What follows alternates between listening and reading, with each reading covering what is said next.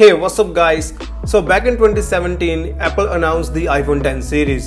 The iPhone X came with a massive change in front design, replacing thick bezels with a notch at the top.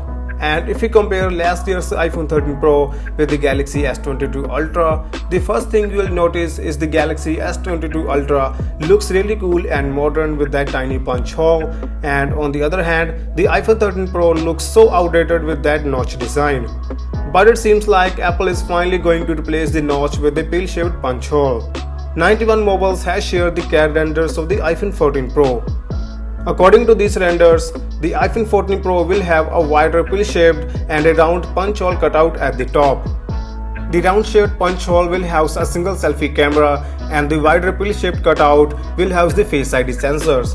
The device has a volume rocker, alert slider and a SIM card tray on the left side, while the right side only has power button.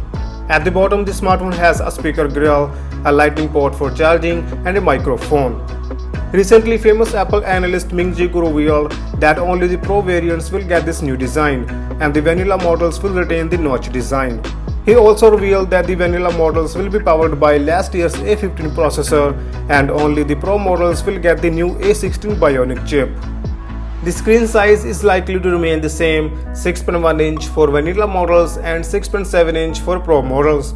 All four models will get 6 GB of RAM, where the vanilla models will get LPDDR4X and the Pro models will get LPDDR5 RAM. According to a recent rumor, the iPhone 14 Pro could come with a 48 megapixel main camera. But these are just rumors, and we are months away from mass production of the iPhone 14 series. So these renders most likely represent a prototype rather than the final design. So that's it for this video. Subscribe to the channel if you haven't yet. Thank you for watching. Hope to see you tomorrow in a new video.